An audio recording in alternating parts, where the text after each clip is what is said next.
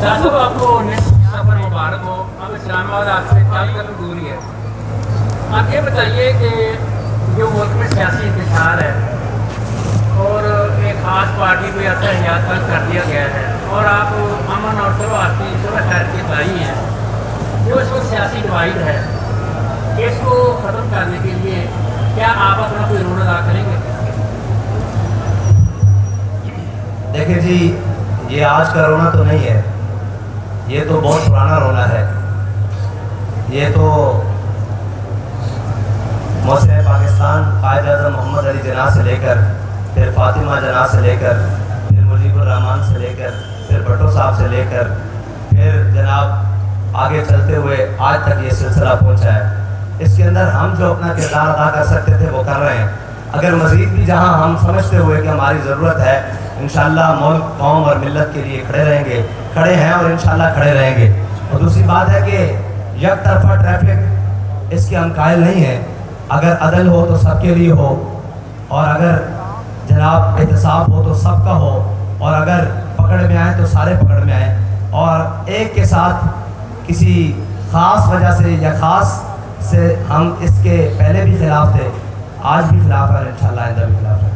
आपका पाकिस्तान बचाओ मार्च है, ये मार्च के अंदर रहेगा या आगे का कुछ प्लान है? और उसके अलावा दोबारा भी जो मार्च है या आपका ये सिर्फ मार्च के अंदर रहेगा, इसके अलावा कुछ और आपका प्लान है? और दूसरा ये बताइएगा कि अब जो मुल्क की सूरत हाल, सियासी सूरत हाल है, उसमें आप समझते हैं कि इस साल इलेक्शन के कोई इम्कान हैं और PLP इस चीज़ के लिए तैयार है?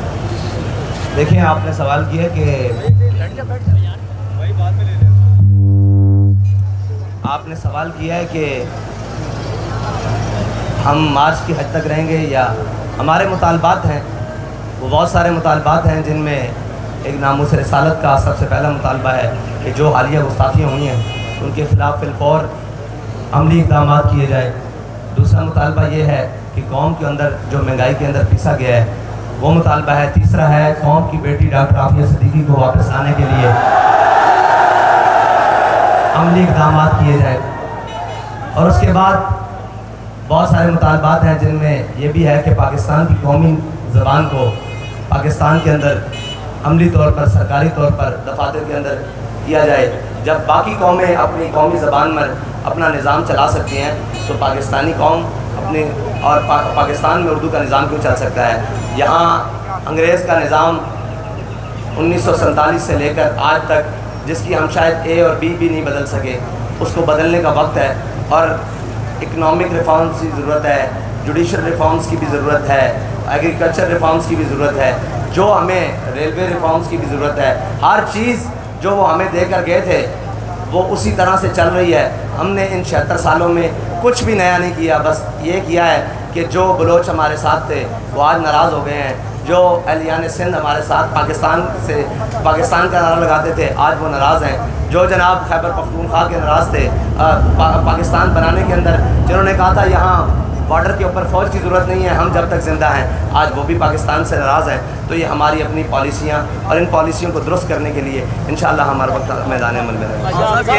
आफा साहब ये बताएं कि आपने मार्च तो शुरू किया है, उससे कबल जो सा बजट है महंगाई का तूफान लेके आया है, करीब पिस गया है, तो आप क्या धरना देंगे वहाँ पे अपने मुतालबात हल करने के लिए कि या बनवा के आएंगे? तो गरीब को किस तरह रिलीफ मिलेगा जो वो आपकी तरफ ही सारी नजर? देखिए जी, बजट में तो इंशाअल्लाह रिलीफ होगा, ज़रूरी होगा, वो तो हमारे मुतालबात में है ना सारी चीज़ें। रही बात कि ये तो उनसे सवाल होना चाहिए जिन्होंने बड़ा समझदार वज़ीर ख़जाना बुलाया है और कहा था कि डॉलर को कंट्रोल करेगा। तो डॉलर तो इस वक्त 300 से भी ऊपर की उड़ान भर रहा है, और जिन्होंने कहा था हम मईशत काबू कर लेंगे, ये तो सवाल उनसे होगा।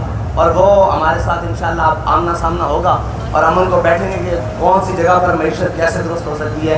ये जब हमारे साथ वो कहीं बैठे या हमारे सामने आए तो इंशाअल्लाह उनको बताया जाएगा। आप साहब बताइएगा कि पाकिस्तान बचाओ मार्च के लिए आप कराची से निकले तो लाहौर पहुँच चुके हैं। स्पेशली पाकिस्तान बचाओ मार्च है, बजट जो भी पेश किया जा रहा है, अगर ये अवाम दोस्त ना हुआ तो आप पाकिस्तान को कैसे बचाएंगे और पाकिस्तानी अवाम को कैसे बचाएंगे? इस वक्त सिर्फ आपकी तरफ देख रहे हैं। देखें, बजट अगर अवाम दोस्त ना हुआ तो हम अवाम दोस्त बजट वाइट पेपर की शक्ल में जारी करेंगे और बताएंगे कि ये मराद, ये अशराफिया को سہولیات کم کہہ کے قوم کو سہولیات دی جا سکتی ہیں. اس وقت 3 بنیادی چیزوں کی ضرورت ہے. ایک ہے قوم کو بھوک سے بچانا. آپ نے دیکھا ہم کئی شہروں سے گزرے, یہ میاں چنو کے اندر 10 بچوں کے والد نے خودکشی کی. ہم وہاں جس دن مارچ لے کر پہنچے دل دہل گیا. اس کے بعد صحت ہے اور اس کے بعد تعلیم ہے. یہ تینوں چیزوں کے اوپر انشاءاللہ ہماری ٹیم تیار کر رہی ہے. اگر حکومت وقت نے عوام دوست بجٹ نہ دیا تو پھر ہم اس کے مقابلے میں آج بھی ہم تیار ہیں وہ ساری باتیں بتانے کے لیے, لیکن وہ پریس کانفرنس میں تو نہیں بتائی جاتی. وہ تو وائٹ پیپر میں ہم جاری کرنے جا رہے ہیں. وہ ساری چیزیں ہم قوم کے سامنے رکھیں گے کہ یہ مراحت ہیں جن کو کم کر کے احساس پروگرام کو ختم کر کے اگر اسمال انڈسٹریز لگائی جائے تو قوم کو بہت ساری سہولیات مل جائیں گی.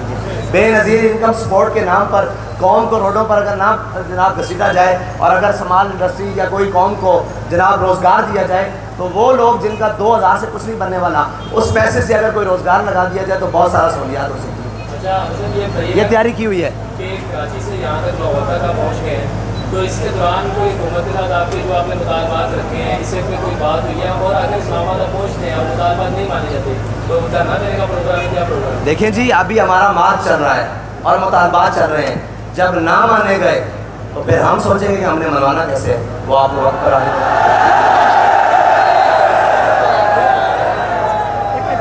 یہ بتائیے گا صاحب استحکام میں پاکستان کے نام سے جہانگیر ترین کی نئی پارٹی آ چکی ہے, 100 سے زیادہ لوٹے اس میں شامل ہو چکے ہیں. کیا کہتے ہیں اس موقع پر کیوں لانچ کی گئی ہے؟ سوال تو اب آیا. سوال یہ ہے کہ استحکام پاکستان کے نام پر پاکستان کا مزید استحصال ہونے جا رہا ہے. جن کا اپنے کارناموں کا وزن ان کے گھٹنے نہیں اٹھا سکے وہ قوم کا بوجھ اپنے کندھوں پر اٹھا سکیں گے؟ وہ تو بھاگ کر گئے ہیں اور 100 کیا کہتے ہیں قائدین جمع ہو گئے ہیں. اور میری دعا ہے اللہ کرے ایسے ہی ہیلی کاپٹر کی سائریں کارکنان بھی کریں اور اللہ کرے ان کو بھی نصیب ہو جائے اور یہ بن جائے. لیکن پاکستان کو ایک اور تجربے کی بھینٹ چڑھایا جا رہا ہے. اس کا خمیازہ قوم کو بھگتنا پڑے گا اور پاکستان کو بھگتنا پڑے گا, باقی کسی کے سر پر کوئی اثر نہیں. سر یہ بتائیے کہ آپ کا لہجہ خلاف نفوذ بڑا نرم ہے, کیا مولانا فضل الرحمان کی طرح پرامن جمہوریت کے قائل ہو گئے ہیں, اور کیا آپ مقبولیت کے اور قبولیت کا سفر طے کر رہے ہیں؟ دیکھیں ہمارا لہجہ پہلے بھی نرم ہے اور آئندہ بھی نرم رہے گا, لیکن گستاخان رسول کے خلاف ہمارا لہجہ ہمیشہ گرم رہے گا. پاکستان کے غداروں کے خلاف ہمارا لہجہ ہمیشہ گرم رہے گا. ہماری آنکھیں بھی شعلے نکالیں گی, ہمارے گلشن سے بھی شرارے پھوٹیں گے. آپ نے سوال کر کے منہ نیچے کر لیے بس.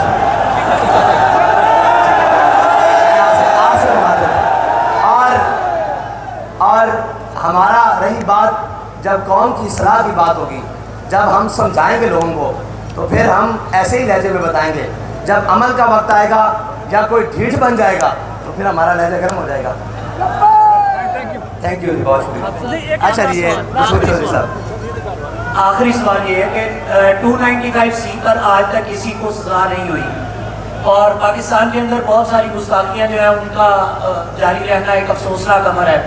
کیا جو جس گستاخوں کے خلاف آپ نکلے ہیں کیا اس میں سزا دلوانے کی شیٹ شامل ہے, اور اگر 295C کو ختم کرنے کی کوئی بات کی جاتی ہے جس طرح بین الاقوامی طور پر ہم اکثر سنتے رہتے ہیں کہ ختم کرنے کی کوشش جاری ہے, تو کیا اس کے اوپر آپ لائحہ عمل اختیار کریں؟ دیکھیں 295C انشاءاللہ یہ ریاست پاکستان مملکت خداداد پاکستان ہے, یہ اس میں 295C کبھی ختم نہیں کیا جا سکے گا, اس لیے کہ اس میں رہنے والے تمام مسلمانان پاکستان ہیں اور ہر ایک کا دعویٰ ہے کہ ہم بھی عاشقان رسول ہیں.